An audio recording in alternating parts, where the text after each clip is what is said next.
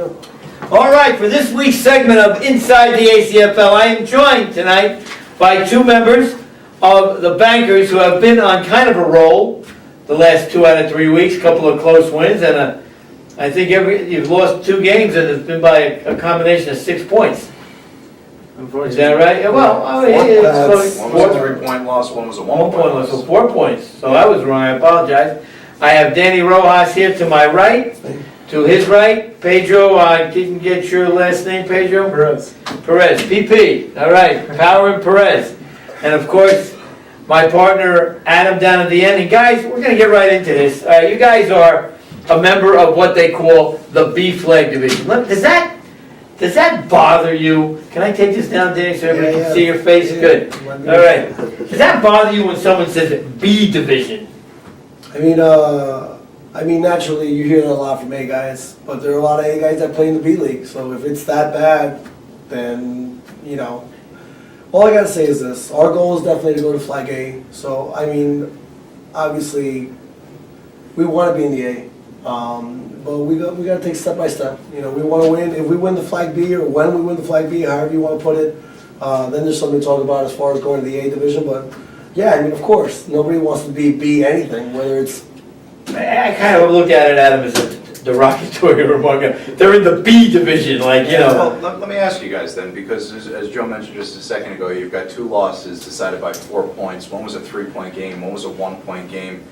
When you're trying to go up to the A division, eventually the A division, even though saying B is certainly not a secondary league, does it frustrate you to know that 2 of those losses only came by such a short margin combined? Well, it was all mental mistakes. I mean, we didn't come to play those games, and I mean, we just have to come full force every week, and if we do that, we can definitely win every game. Well, I'll tell you one thing about this team. They got some of the best looking jerseys I've seen in the league. So these guys, they come dressed to play every Sometimes that's all it takes to start. You have to dress for success and then you're fine. Well, to be honest, that's one of our biggest recruiting. We're always recruiting. So if you're watching this and you're not too sure. Call Danny Rojas and the Bankers. Bam! I mean, and the Bankers. Who came up with that name? Why are you called the Bankers? What does that mean? Does it have some kind of ulterior motive meaning? It has many meanings. They're smiling. They knew this question was coming. They knew something like this was going to happen. So what are the Bankers? Give me one of the meanings. In actuality, the meaning is most of the guys that play with us, we all grew up playing in a bank parking lot. No field. We didn't have any grass field, so we played in a bank parking we lot. played So football. That's fantastic. When you're a Jet all the way. But we played everything, like hockey, soccer, baseball. We played. It was our It was our sandlot. our Yankee Stadium. Yeah, it was our sandlot for sure. Well, I mentioned 2 out of your last 3 games. I want to go back to 2 of those games because I was fortunate enough to be reffing those games. You know, and they were close. I mean, let's go back. We're going to show you some highlights. Let's start with the New Jersey Lions game. Now, you guys were able to win that game, but you gave up a touchdown bomb with 3 seconds left on a catch and a lateral. Yeah. So was that one of the mental lapses you're talking about? Well, we always stress we need to finish games, and in those games we lost, we didn't finish the games. But to the same degree, though, even though you gave up that bomb, they went for 2 to close out that game to try to win it, and you stood strong and you closed it out, won at 17-16. So what happened in between the bomb and the lateral and then the 2-point conversion that made you guys kind of close up and really tighten up on defense? I mean, when something like that happens, the character of the team is immediately revealed. There are some teams that when that happens, everybody starts blaming each other. Not this team. I mean, we have too many leaders on this team. We have too many experienced guys in the league, you know, from Vartanian to JB, who we call the werewolf, Big Kareem, who's chemo. I mean, Jonathan Robinson's a huge pickup for us. Jeff, our quarterback, Pedro, me, myself, Caesar. I mean, these guys just, we don't want to lose. And we definitely didn't want to lose to the Lions. We didn't care if we won by 55 or by 2. We were all frustrated, but we don't have time to be frustrated. We have one more play, and if we stop them on that play, we win. So when I heard them say, we're going for 2, I was like, great. I was like, that's what I want. And one thing, I don't even know if they realize this, because like I said, I was reffing that game.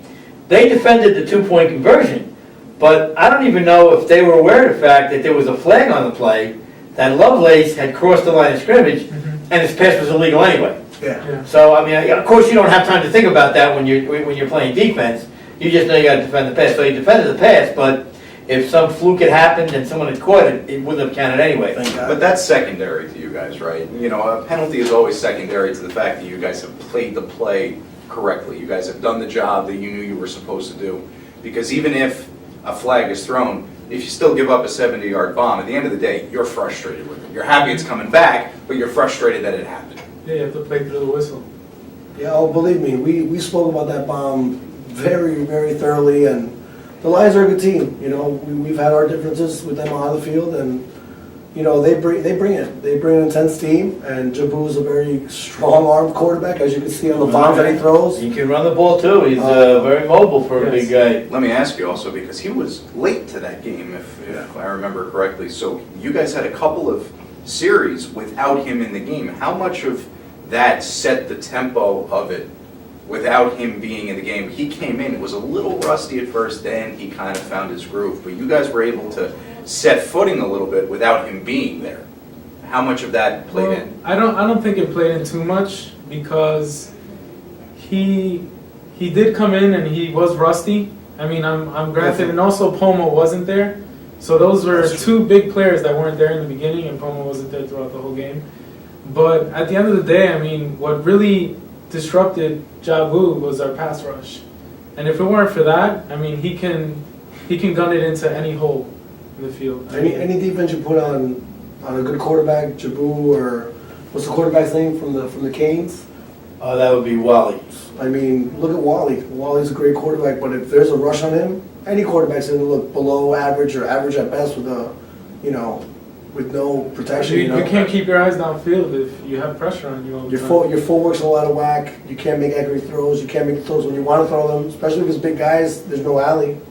Well, let's go to Sunday's game, because that was a very interesting game. It was a Mother's Day game, Happy Mother's Day, by the way. and I was fortunate enough to be assigned to your game again, For a coincidence. 2 out of the last 3 weeks. Sure there's nothing fishy going on? You know, I keep getting offers, but nobody's coming through with anything. But anyway, in that game, you played East Orange Rec. Now, you guys were both short players in that game, right? I mean, I know East Orange Rec was short a few players. You guys were missing, were you missing anybody in that game? No, we weren't missing. You're pretty much full.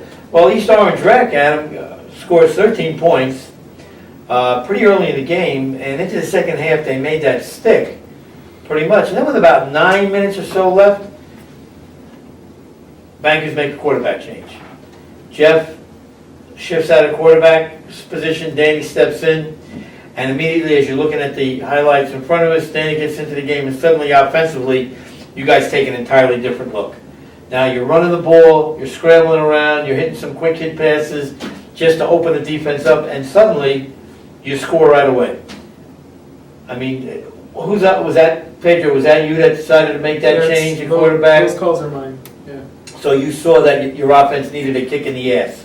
I mean, Jeff is a great quarterback. He's very intelligent.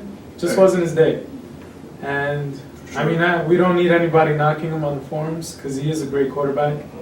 But I mean, it was just Danny's time. I mean, he was perfect. And he comes in, you put 7 up right away, and then again watching some of the highlights, you get the ball back, and you take the lead. Now you're up 14, and things are looking pretty good for you. Mm-hmm. And you get another touchdown and another extra point. Yeah. Now it's 21-13, and you think the game's pretty much over. There's 28 seconds left in the game, and East Orange Rec gets the ball back, and what happened to the defense? Same thing. We got to finish. What ended up happening, and for those of you who don't know what happened in that game, with 11 seconds left, they put the ball in the end zone. Yeah, that was an amazing catch that gentleman made. Yes, it was. And now they're a 2-point conversion away from tying the game. And again, and I don't want to say that the Bankers got lucky, But again, He did I say it. I don't wanna say it, You didn't want to say He it, just said it. but you said it. but, and you're watching it, and what ended up happening was the quarterback fumbled the snap. So the play was dead and the game was over. So now you guys think you're a little charmed at this point, that maybe the winds of fortune are blowing your way, or? I would definitely like to say this. First of all, first half, I mean, East Orange, they brought it. I mean, short players or not, this game is not a game of, well, who weighs more, who's stronger, who's faster. I mean, yeah, that's an element of the game. But what really wins the game is what team wants to win the most and what team is willing to pay the price, and that's, you bring it with intensity, you play discipline, you don't go off sides, you gotta have that focus, and you gotta be ready to go on that roller coaster, because when you play the game, you guys know this, one play, things go great, next play, you don't know what the hell's gonna happen. So much of that, though, I mean, you look at a game where you have to make a player change, and obviously such an important player change on the field The in a big most important. game. The most important, the most integral part of that game, you guys are down. And then, as you mentioned, Jeff is obviously a very successful quarterback on a successful team. It's tough to take him out, but something needed to be done. How much of the fact that you guys have been playing together since the days of playing in the bank parking lots, how much of that familiarity goes into being able to switch out like that and then all of a sudden have just this kind of push and something else happens that just wasn't there before? I would like to say, Pedro, Jeff has a different style of offense. He has his own way of thinking, and that's what we encourage. We want the quarterback to be the leader, and we don't want any questions. So when I went at quarterback, I wanted Jeff on the field. He's one of our best athletes. I'd be retarded to not have him on the field. So I brought Jeff on. I had Pedro immediately come on, and I've been playing with Pedro since I was a little kid. So he may not be the fastest guy, but I know when he's going to hit his mark. He knows when I get in trouble. He knows exactly where to go.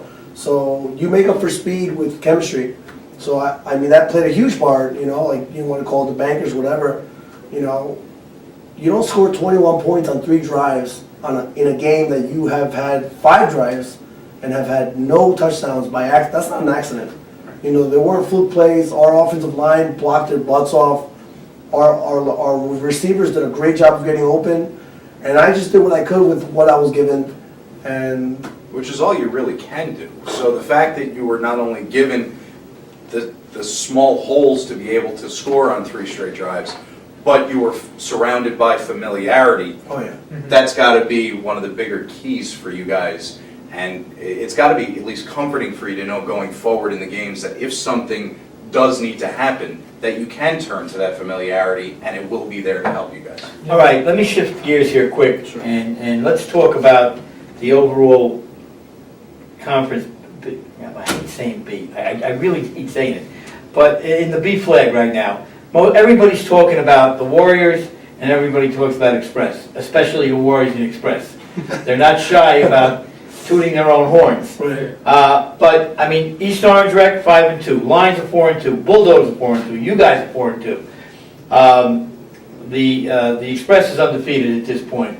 But you see a log jam in your conference where really you could come out one day and beat anybody, anybody can come out and beat somebody else.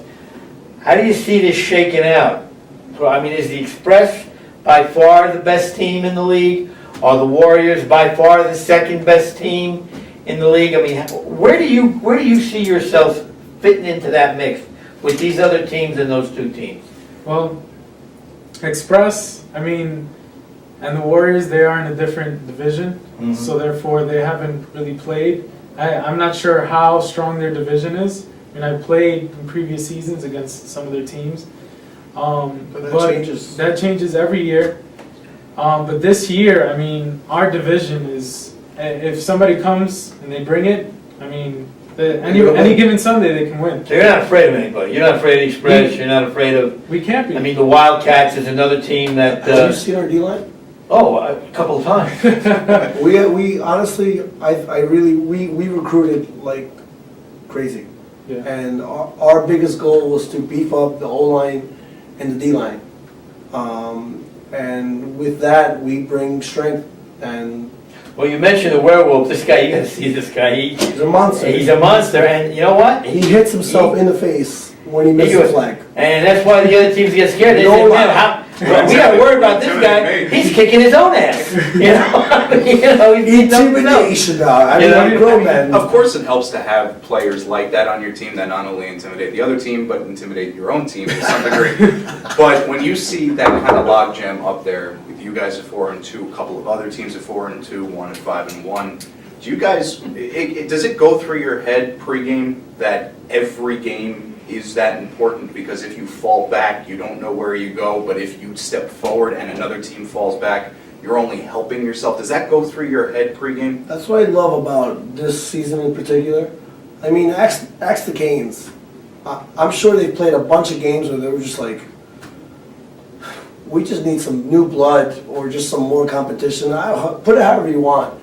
But this year, I mean, nobody wants to play a team that just, forgive me for saying it, they're just not organized, or they're very new, or they have no quarterback. I don't want to play those games. I don't know if you want to play those games. Not at all. We want to play intense battles, and if you're not on your A game or your B game, if you want to call us the flag B, I don't wanna. I don't wanna. then you're gonna lose. We want to play those games where if you don't bring it and you don't play it 100%, then you're gonna lose because you deserve to lose. Not you get away with all these mistakes because the other team just is not up to par. Well, you got 2 games left in a regular season. Yep. So basically now you're playing for seedings, right? So you'd be seeded higher than the Lions, and depending on what you finish with record-wise, and finish in a tie with East Orange Records, only got 1 game left in a regular season.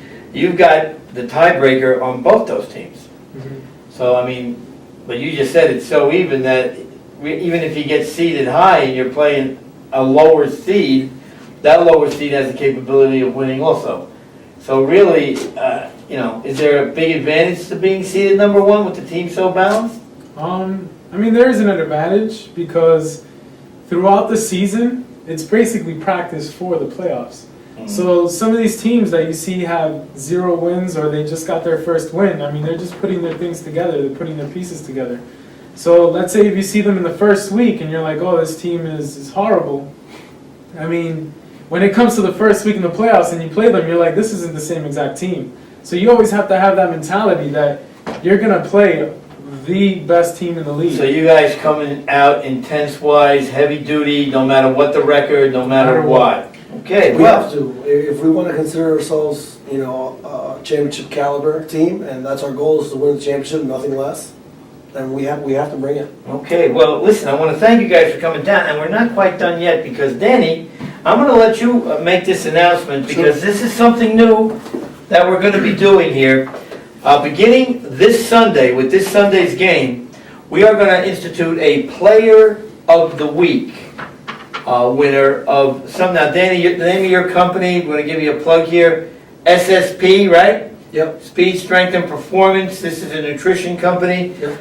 Why don't you tell the viewers out there what is going to be awarded to them, to the Player of the Week, every Right. week? Well, I mean, the Player of the Week will be winning these supplements, which is a pre-workout, a post-workout, and a maintain, all containing protein and creatine. It's, if you're an athlete in this league, hopefully you're going to the gym.